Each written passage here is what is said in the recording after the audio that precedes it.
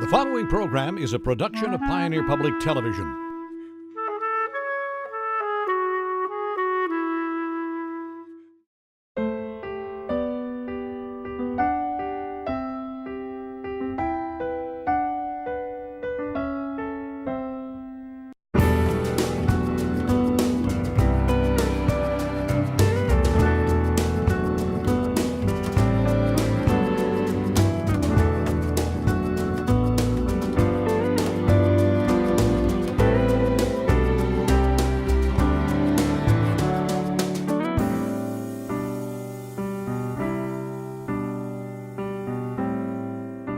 Hello and welcome to Compass. This week we look at the challenges that rural residents face with housing. While there are a lot of affordable houses in rural areas, those houses might not fit the need for many rural residents. There are challenges with rental housing, and there are rents that are surprisingly high in some rural communities. Here to help us sort out some of these issues, we have Libby Murphy. Libby is the Deputy Policy Director for the Minnesota Housing Partnership. The Housing Partnership has just issued a report on the state of Minnesota's housing. Libby, thanks for joining us on Compass. Thank you for having me. This is a big topic, and there's a lot to cover on this. It's when I read through sections of the report, it's tough to know where to start. But so I'll just start with an overview. What are the most important issues that you think rural communities face right now in housing? Overall, the need for more housing. I think that's one of the biggest challenges facing communities across the state, but in particular rural communities. There's a mismatch between the housing stock that's available, in particular for new families, and what they can afford. One of the things that the report emphasizes is we see increasing housing costs, whether that's rent or home prices, but wages have stayed stagnant. So the top in-demand jobs in many communities, it's hard for those employees to find a two-bedroom apartment that they can afford, and certainly even harder to find a home that they can afford. There are housing units available, in particular some single family, but again, there's this mismatch between where that housing stock is located and where the jobs are. And that's one of the biggest challenges facing rural communities. But overall, it is a lack of supply. Across the state, there's a deficit of over 111,000 units that are available and affordable to households on fixed incomes or making minimum wage. And those are certainly households in rural communities too that are impacted by that deficit. And one of the things that I noticed in the report is it says that where the path we're on now is not sustainable, because the problems that you're citing, it's not a question in most cases those problems are getting better, that they're actually getting worse. Mm-hmm. Yep. So last year, Governor Dayton convened a governor's housing task force, and that task force recommended that the state produce 300,000 new units by 2030. We as a state lose roughly 2,000 units annually. And we are not on track in terms of the affordable housing that we're producing nor the market rate. And without some type of intervention, without more public resources, without addressing some of the cost issues, we will not be on track to meet the demands of our population growth, our demographic changes, and just our loss of both naturally occurring affordable housing, as well as our loss of some of the subsidized housing that we have, particularly in greater Minnesota. And one of the things I noticed, again, in the report was that it talked about how many permits are issued, mm-hmm. let's say for new construction, as opposed to how many permits actually should be issued in order to keep up with the demand, or as you would say, keep up even with what needs to be replaced. Mm-hmm. Yep, so that is one thing certainly facing all communities, but in particular greater Minnesota. When you look at the state of housing report, one thing that's very interesting about that report is we're able to break it down by region and look at the southwest Minnesota and compare that to northeast Minnesota, for example. And some regions are doing better. They've had more permits issued than others, and some, like northwestern Minnesota, they've had almost no multifamily permits for affordable housing issued in the last few years. So, and part of that is the attracting a developer to produce those units. Part of it is a lack of resources.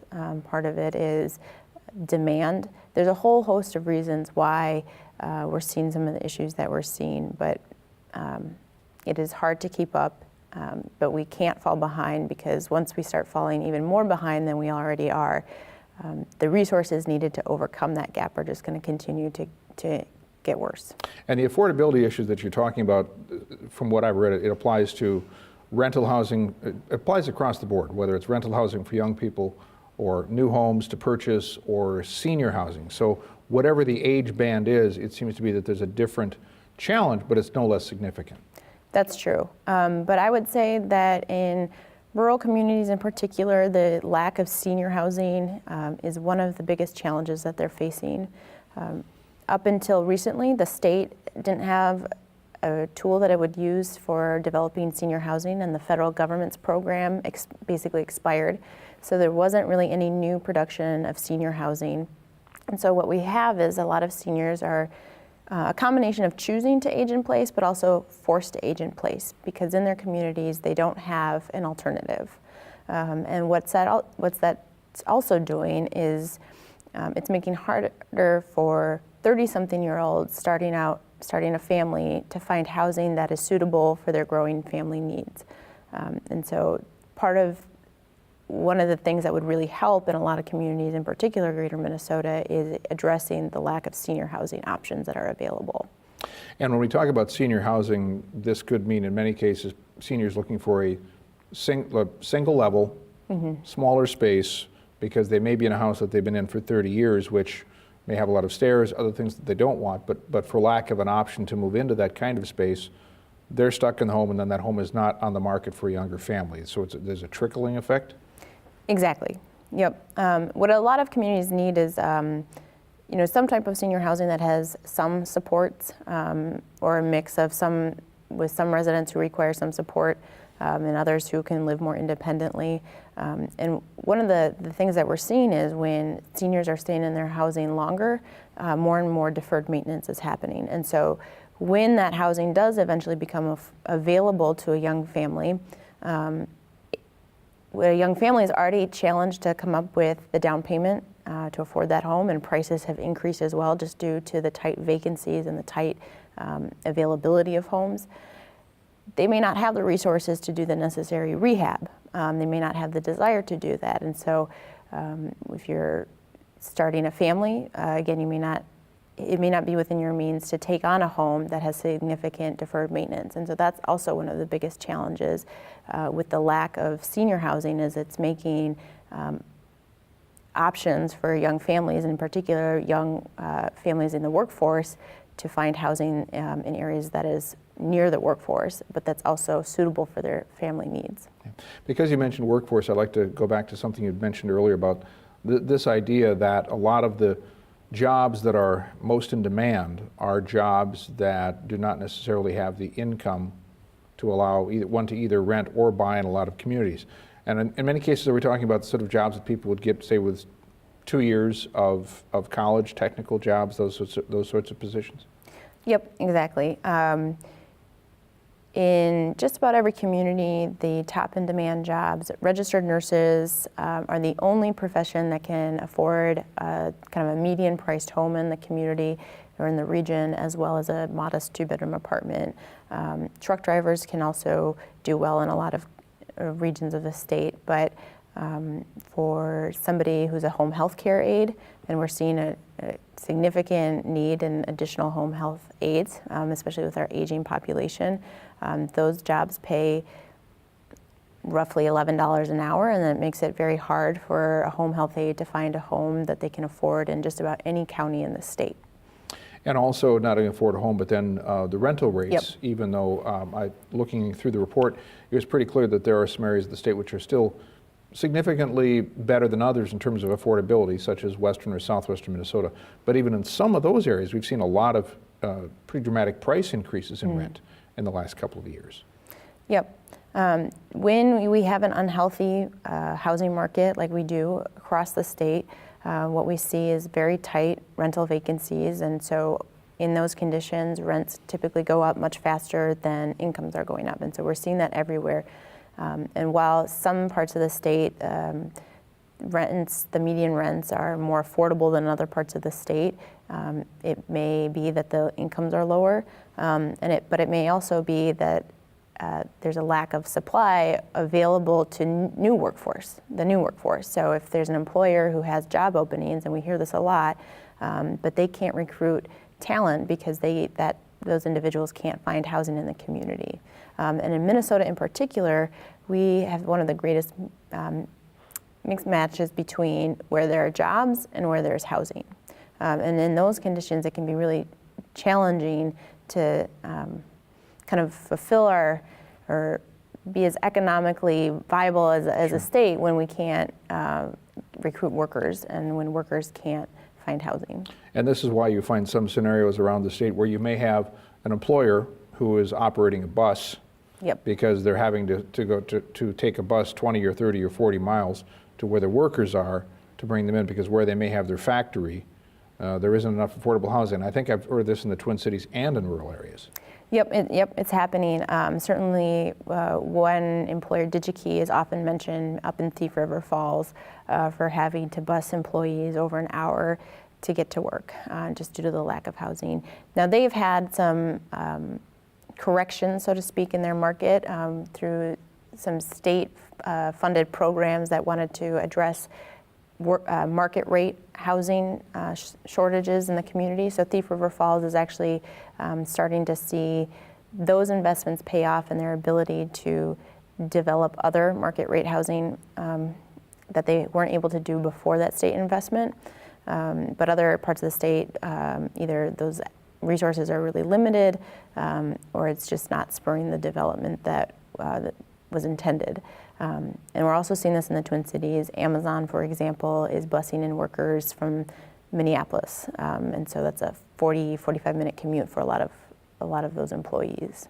Yeah, because I suppose with a 40 to 45-minute commute, if someone is working at an $11 an hour job or a $12, there's no way that they may not even have a car, let alone be able to afford to drive that car to that job.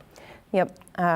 So we typically talk about housing affordability as an individual paying 30% of their income on housing.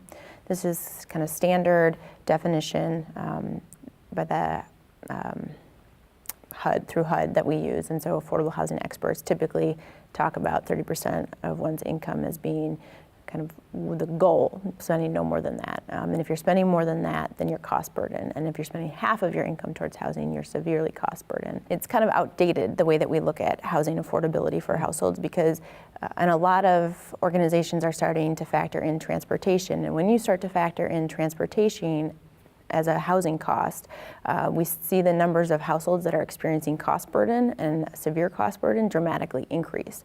And so we need to take a look at the role of transportation and housing cost burden.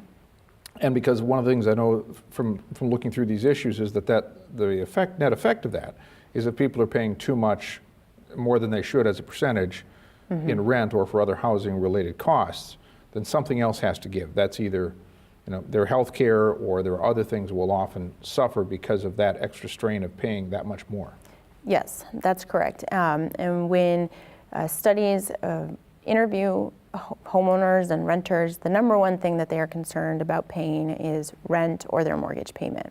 And what we saw kind of with the recent federal government shutdown was we heard story after story of government employees who were concerned about being able to pay their rent or their mortgage. That was the number one thing that they expressed when they were interviewed.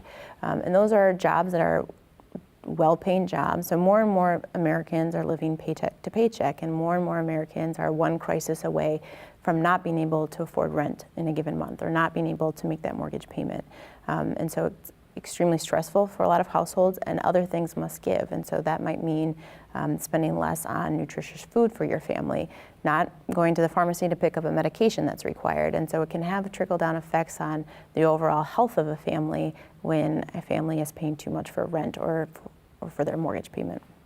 Sure, and so what happens is in many communities you do find these sort of strains. And since you mentioned the federal government, I'd like to touch on the idea that there were some housing policies that were either through USDA and rural development or other federal agencies that go back 30 or 40 years that sort of set the stage for some affordable housing during those periods. But that some of those initial agreements for those properties are coming to the end of their lifespan, correct? Correct. One of the biggest crises that we are about to face as a state and as a region in the Midwest is the expiration of a lot of mortgage contracts through the USDA Rural Development Section 515 program. That's a mouthful. But a lot of housing in rural America, and especially in rural Minnesota, Iowa, and the Dakotas, was developed through this program. We no longer develop new housing through this program, so this is housing stock that is 30, 40 years old. And in many communities, it's really the only affordable housing. Sometimes a community member may drive past the fourplex and not recognize that it is a federally subsidized housing, but it is, and it's a vital piece of our housing stock.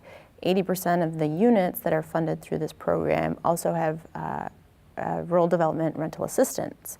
And when an owner opts out of extending their affordability contracts, those units lose rental assistance. And so for a lot of seniors, a lot of people with disabilities who are living in those units on fixed income and receiving that rental assistance, when this tide of, over the next decade, of losing hundreds and thousands of units here in the state, hundreds to thousands of units, these are households, real households, that will no longer be able to afford the housing that they're in. And in some cases, the rents may stay naturally affordable because the asset has so much deferred maintenance, and so the rents that the owner could command are relatively low. But most likely, we'll see rent increases just due to the tight vacancy rates if we don't address some of our other shortage of supply. Sure, and in a market, I suppose, where you've got a lot of demand for rental housing, it's more likely that those owners, as they look at the end of those contracts or look at the end of those periods, are going to say that they don't necessarily need to participate in those affordability kind of clauses anymore, simply because they have other options in the marketplace that could increase the income, unless, as you said, it's a deferred maintenance situation. Yep. It's really complicated, and so it's complicated for a new buyer, like a nonprofit, for example, to come in and purchase. There's a whole host of issues that my organization, MHP, is looking at and trying to help new buyers purchase and help old buyers exit out and find a buyer who's willing to continue that affordability. What we really need are tools to help new owners come in and preserve the asset as an affordable housing option in the community. We don't currently have enough tools to do that, and especially to address the deferred maintenance and maintain the affordability of those units. So from a policy perspective, what are some of the tools that could be put into place, or things that are under consideration to make those things happen? Yep. Well, certainly housing infrastructure bonds are vital to preserving housing that has existing federal subsidy in them. But that is a resource that is oversubscribed, so to speak. It's used for supportive housing. It's used to preserve existing housing that has some type of federal subsidy in it, and senior housing. And so there's a whole host of needs that are addressed through that program, through housing infrastructure bonds, and there just aren't enough resources available to meet the demands across the state. And there's some other rental rehab programs through state appropriations that can help us address some of these issues. Another thing that is being explored and is there's a bill at the legislature to establish a tax credit program here in the state of Minnesota. It's modeled after a program in North Dakota that was established in 2011. What that would do is it would provide local businesses and community banks and neighbors the opportunity to help participate in housing development and housing preservation in their communities by contributing to a project and then receiving a tax credit.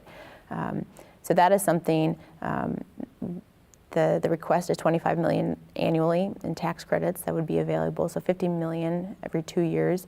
That could create 700 new units, or it could deepen affordability on over 1,000 units, but it can also be used for preservation, and that's really key because we don't have enough resources, and that preservation work can be really challenging in some of these smaller USDA Section 515 properties in particular, in some of the most rural communities in our state. So those are some of the kind of things that we could imagine communities doing. because I hear from a lot of rural leaders that they want to attract younger workers, and from a lot of employers that they want to attract younger workers. So if a huge goal, in addition to senior housing, is to attract younger workers, are there places where we're seeing some other sorts of creative ideas being applied to attract younger workers and provide them great housing? Are there good examples we could look at? Certainly.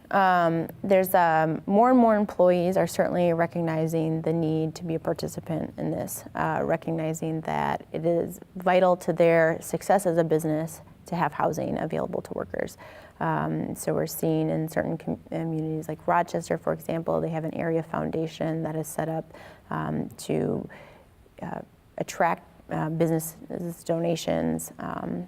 There used to be a lot of employer-assisted housing in Rochester and across the state. That's something that a lot of employers are not participating as much in today as they used to, but some are now starting to turn and look at, are there ways that they can help their employees with down payment assistance? Can they contribute to multifamily development? But unfortunately, in greater Minnesota, there's so many additional challenges in attracting development and attracting equity for the development side, that even though there might be an employer who is really willing to put in some skin in the game, there's just so many additional challenges to overcome and a lack of other public resources that are needed to be brought to the table. And when we talk about even single family for an employer to help with down payment assistance, well, there's this mixed match between where the jobs are and where the available housing stock is. Sure. And it's one of those challenges that the cost of construction in rural areas, some of the materials can be just as high because materials costs are much the same everywhere. So that by the time you do the materials and the construction, that with the end product that you have, it's difficult to make it cash flow, whether that's a city or whether it's a private developer that's choosing to try to address that housing problem. Is that one of the issues? Yes, that is a huge issue. The cost of construction, whether or not it's in greater Minnesota or the metro area or a regional hub, is one of the biggest drivers in raising costs. And so while a community may be able to support some higher rents, usually those rents, even if they are $900 a month, are not enough to support financing of new affordable housing in their community. When we think about a new project in a lot of greater Minnesota communities, a per unit cost would be, a market rate per unit cost would be somewhere between $180,000 to $200,000 a unit. A developer or an owner would have to charge somewhere between $1,200 and $1,400 in rent to make that cash flow and to satisfy the underwriting needs. When you take a look at the report, that is a huge jump for a lot of communities, where in a lot of greater Minnesota communities, $900 a month is on the high end of rent in those communities. So it's very challenging to do that, and a lot of developers and a lot of lenders aren't willing to take the risk to see if the market can sustain that, to see if there are 25 renters who can afford $1,400 a month in rent when they don't have anything to compare in the community to. Yeah. So in the last couple of minutes that we have, Libby, I'd like to talk about, the key elements of the report are that we have enormous challenges. Everybody's working on them, and they're trying different things in different places. But just look out into the future a little bit. Where do you think we're going to see? What do you think we're going to see in the next 2 to 3 years in terms of housing changes or housing policy movements that we're not seeing right now? I think there's an increased attention around housing, and there's a lot of momentum, especially coming off of this governor's housing task force. And so there's a lot of different housing proposals out there. To truly meet all of our housing needs, we need to address the lack of supply. And so we need new resources, and the state is going to have to step up. Another thing that is really exciting that's happening in some communities in Minnesota, but we are hoping will happen in more communities, and our team of technical assistance providers is helping a lot of communities establish local housing trust funds.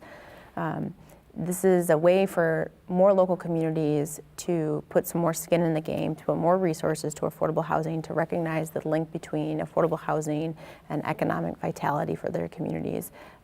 There is a bill at the legislature to provide a state match. So a community that puts in $150,000 of local resources, they automatically get $150,000 from the state. And we see this as a way to really spur innovation at the local level. Local communities know what's best for their communities. This is what we know from our experience working Yeah. in rural communities with providing that technical assistance. I just want to close this up by saying the report is called State of the State's Housing 2019, and it is available at mhponline.org, correct? Yep, that's correct. Okay, good.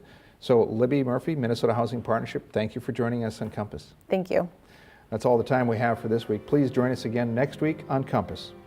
If you missed an episode of Compass, every episode is available to watch free online at video.pioneer.org or on the PBS Video app. And keep up to date with the latest Compass happenings on our Facebook page. Search Compass on Pioneer on Facebook and hit the like button. Does your company want to make a difference in your community? Reach your neighbors in the upper Midwest and beyond while helping your bottom line by supporting Pioneer Public Television. Our goal is to educate and enrich all those who call this region home. To learn more about sponsorship opportunities, visit pioneer.org or contact your TV at pioneer.org.